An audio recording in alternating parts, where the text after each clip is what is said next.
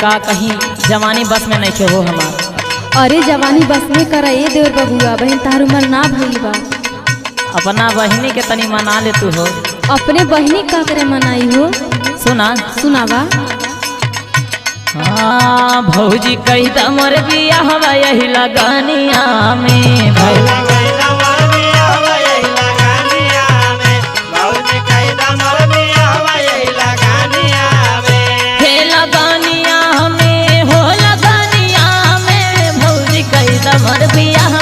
लगनिया में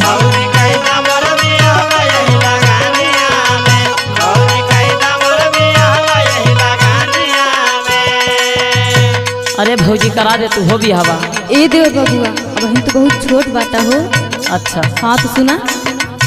अब ही बाली बाटे तो हरी उमेरियाना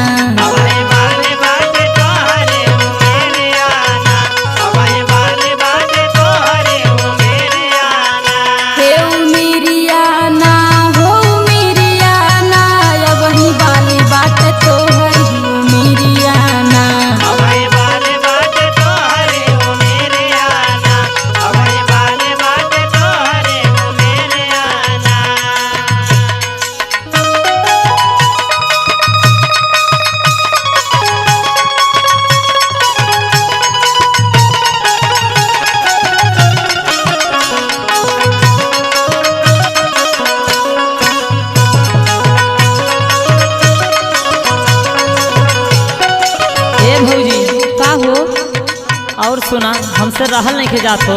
अरे अब हम 10 साल के ना भइला तो लग बियाह करवा। अरे 10 साल के देखा बानी। सुना सुनावा। सोहना सोहना भौजाई हमके आवे ना भाई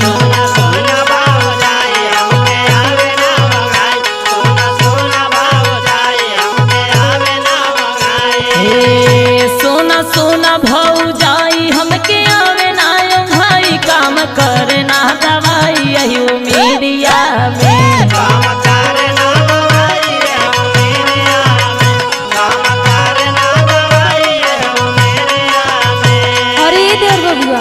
हमार बात सुना। सुना देवर हमारी बात जिंदगी होई जाई नास।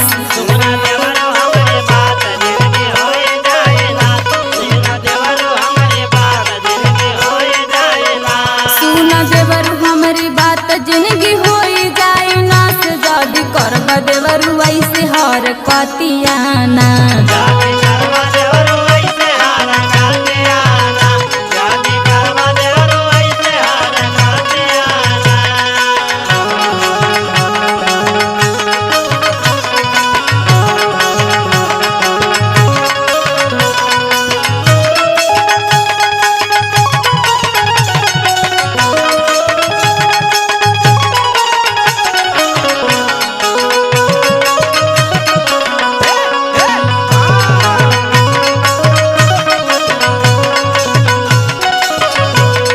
भौजी हो।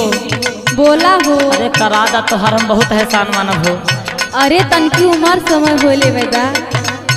सुना सुनावा।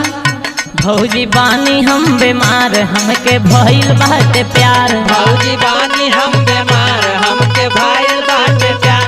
भौजी बानी हम बीमार हमके भइल बाटे प्यार। भौजी बानी हम बीमार हमके भइल बाटे प्यार। कही के भैया से करा दा मर बियाह हवाना।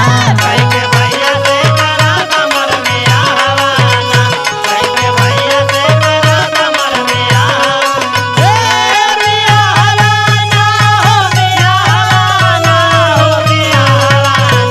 कही के भैया से करा दा मर बियाह हवाना। कही के भैया से करा दा मर बियाह हवाना। ए भौजी का हो। अरे हम तोहरे गोड़े पर अथी हो मान जा। अरे का मान जाई पहले हमारी बात सुना। देवरु माना मोर कहनवा यही है संदीप सजनवा। देवरु माना मोर कहनवा यही है संदीप सजनवा। देवरु माना मोर कहनवा यही है संदीप सजनवा। देवरु माना मोर कहनवा यही है संदीप सजनवा। यही लगनिया में कराई देव बियाह हवाना। यही लगनिया में कराई देव बियाह हवाना।